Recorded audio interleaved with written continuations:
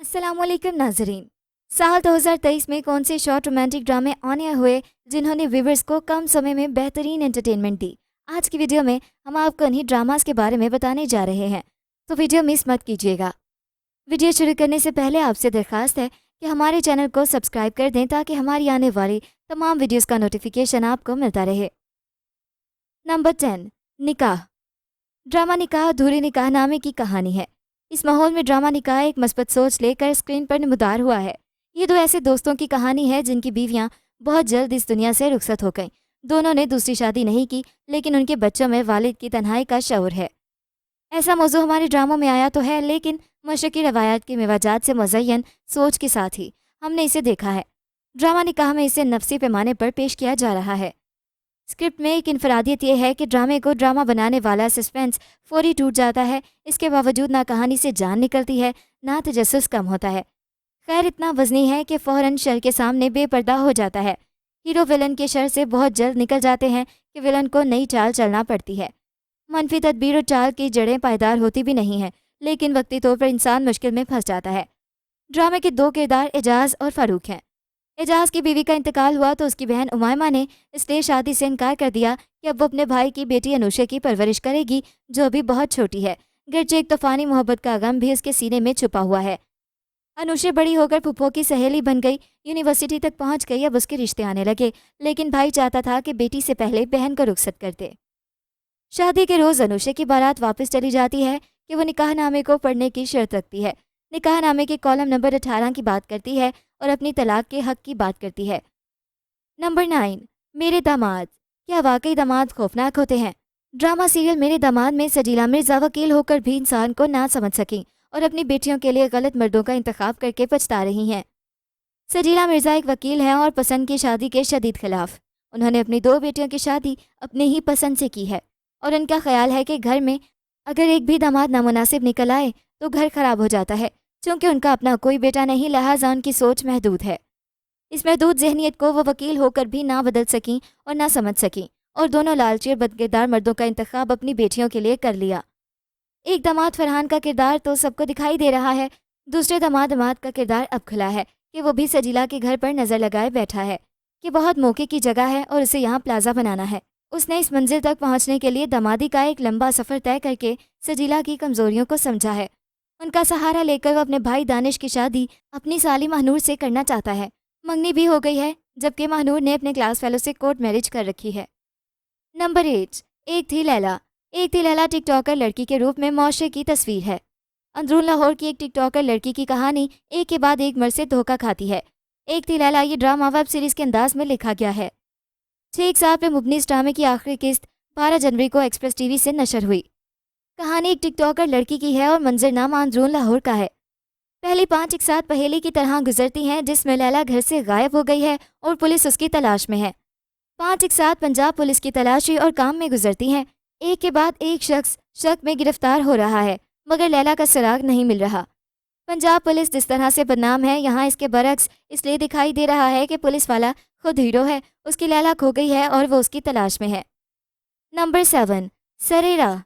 सरेरा taxi driver लड़की की कहानी है। इस ड्रामे में रानिया एक प्रोफेशनल टैक्सी ड्राइवर दिखाई गई है, जो समाज की आंखों में आंखें डाले अपना घर भी चलाकर बता रही है कि औरत का माशी मुस्तहकिम होना कितना ज़रूरी हो गया है। एक ऐसी मिडिल क्लास लड़की की कहानी जिसको पढ़ाया नहीं गया कि वो लड़की है और लोग क्या कहेंगे। वो सीधा सी सोच के मुताबिक उसकी मंगनी उसकी फूफी ज़ात से कर दी गई, जो रवायती मर्द था, और वक्त हालात ने साथ भी दिया तो पढ़ लिख कर नौकरी पर लग गया। अब मिडिल क्लास की पुप्पी जान को कैसे अपनी ही भतीजी रानिया अपने बेटे के मयार के मुताबिक लगती, लिहाजा वो शादी के लिए तखरीर करती चली गई कि जिस दौरान रानिया की शादी की उम्र गुजर गई। वालिदैन को नहीं, लेकिन रानिया को ये बात समझ आ रही थी कि उसकी पुप्पी अब इस गरीब लड़की को बहू नहीं बनाना चाहती थी। रानिया मैट्रिक भी ना कर सकी, चूँकि पढ़ना लिखना तो आ गया था। उसने अपना सारा वक्त किताबों के साथ दोस्ती में गुजार दिया। यूँ ज़िंदगी के बहुत से फ़लसफ़े इस पे खुल तो चुके थे। जब अमल करने की बारी आई तो वह एक बहादुर शेरनी की तरह कछार से निकली और किसी की परवाह किए बिना अपने वालिदैन का सहारा बन गई। जब उसका पढ़ा लिखा भाई नौकरी करने को तैयार नहीं था और बाप के दिल के ऑपरेशन के बाइस अब वो टैक्सी चला नहीं सकता था, वो भाई जो इसका ज़रिया मौश था। नंबर 6, प्यारी मोना। प्यारी मोना मोटी लड़की और मोटे लड़के की कहानी है। मोटी मोना असल में मोटे दिमाग को नॉर्मल करने की तरफ एक कामयाब और हसीन कदम है।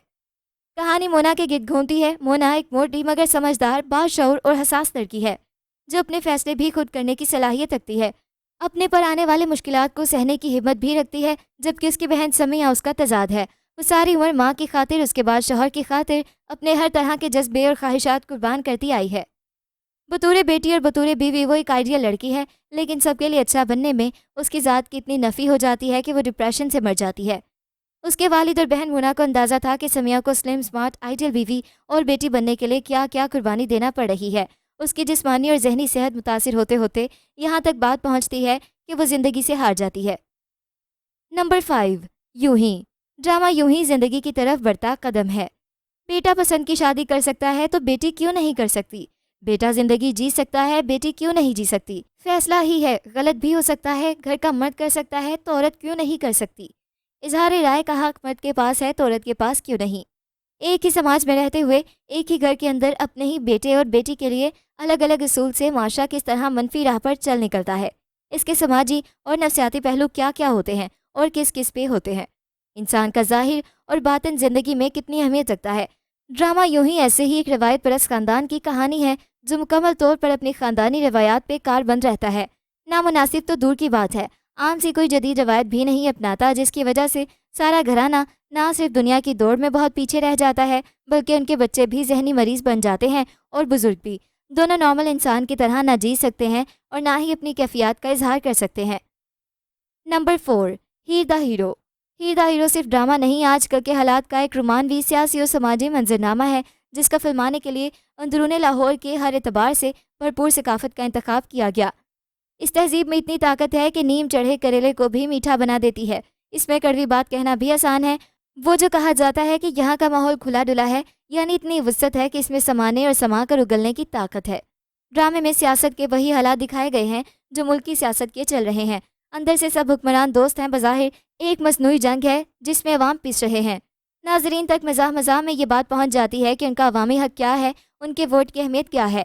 ایک جج صاحب اور ایک بٹ صاحب کا سیاسی گھرانہ ہے اور اندرون لاہور ہے، کونسلر کی سیٹ ہے اور سیاسی کشمکش ہے۔ ان سب کے درمیان عنایت جٹ کے خاندان میں ہیر نامی معروف ٹک ٹاکر ہے اور اس کا مقابلہ کسی اینجل نامی ٹک ٹاکر سے ہے۔ اسے اسی سوشل پلیٹ فارم پر ایک ہیرو مل جاتا ہے، رشتہ لاتا ہے مگر ہو نہیں پاتا۔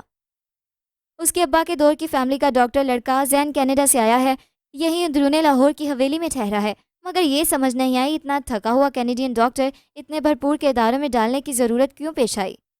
Number 3، fairy tale. پریوں کی کہانی کا دور ختم نہیں ہوا، ڈرامہ فیری ٹیل سے ایک نئی داستان شروع ہوئی ہے جو ایک ایسی دنیا کی کہانی ہے جہاں دوستی اور محبت ہی محبت ہے۔ اس دنیا میں کوئی کسی کا برا نہیں چاہتا، کوئی کسی سے نفرت نہیں کرتا۔ یہ ایک جذباتی سے سنڈریلا کی کہانی ہے اور محسوس ہوتا ہے کہ دادی آگو جان کی ہی جوانی ہے۔ سنڈریلا کی عمر کی ہر لڑکی ایسے ہی خواب دیکھتی ہے۔ میڈیا اور سوشل میڈیا نے اس نسل کو کروڑ پتی بننے کا خواب دیا ہے جسے تعبیر کرنے کے لیے وہ ہر پل سرگرداں ہیں، اور بھلا کیوں نہ ہو ایسا؟ حکومتوں کی لڑائی سے بوجھ تو عام آدمی پر ہی آیا ہے، لہٰذا یہاں بھی مکالمہ سیاسی معروف جملے بازی سے بچ نہیں سکا۔ یہاں بھی گھڑی چور سازش ہوئی، مداخلت کرتے ہیں کا چرچا ہے، لیکن محنت کے بنا آئی دولت ہو یا حکومت، جیسے آتی ہے ویسے ہی چلی جاتی ہے۔ سنڈریلا کروڑ پتی تو بن گئی مگر یہ دولت جیسے آئی تھی ویسے ہی چلی بھی گئی۔ سنڈریلا ایک چائے کا کیفے کھولنا چاہتی ہے جس کے چکر میں سب کچھ اڑا دیتی ہے، لیکن یہ تو کہا جانا چاہیے کہ ڈرامے نے ایک بزنس وومن متعارف کروائی ہے، ایک خود مختار عورت کی جامع صورت گری ہے۔ نمبر 2، جھوک سرکار۔ ڈرامہ سیریل جھوک سرکار آج کی گلیمرس ڈراموں کی دوڑ میں اپنی کہانی اور پلاٹ کے اعتبار سے کچھ مختلف نظر آتا ہے۔ آج کے گلیمرس ڈراموں کے موضوعات میاں بیوی کے جھگڑے، طلاق، دوسری شادی، دھوکہ، محبت کا مشکل حصول اور جادو وغیرہ کے موضوعات عام ہیں۔ جھوک سرکار میں ایک ظالم وڈیرے پیرل کو دکھایا گیا ہے جس کی 2 بیویاں ہیں اور ایک اپنی ہی طرح کا ظالم اور گنوار بیٹا میرل ہے۔ پیرل نے گاؤں کے سب لوگوں کو سود پر قرض دے کر انہیں ذہنی اور جسمانی غلام بنا رکھا ہے۔ کسی شخص کی جرت نہیں کہ وہ پیرل کے خلاف ایک لفظ بھی کہہ سکے۔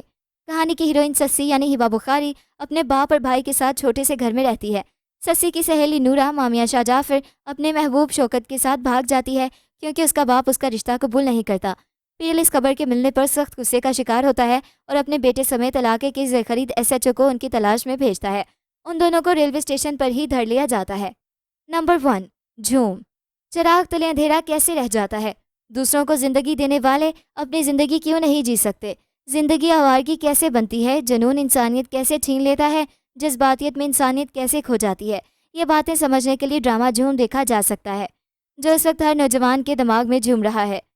اپنے بیٹوں کو مرد نہیں انسان بنائیے۔ اس ڈرامے میں ایسے ہی 4-5 لڑکے ہیں جو مرد بن گئے لیکن کیسے بنے ہیں، اس کا فلسفہ بیان کرنے کے لیے ایک بہت جاندار کردار پروفیسر توقیر کا ہے، جو ہزاروں لوگوں خصوصی نوجوانوں کا جہاندیدہ معلم ہے، لیکن اس کا اپنا اکلوتا انجینئر بیٹا آریان اپنی ڈگری اور وقت نہ صرف ضائع کر رہا ہے بلکہ وہ ایک بدمزاج، غصیلا اور جنگجو انسان بن چکا ہے۔ اس کے مزاج کی وجہ سے لوگ اس سے دور ہی رہتے ہیں۔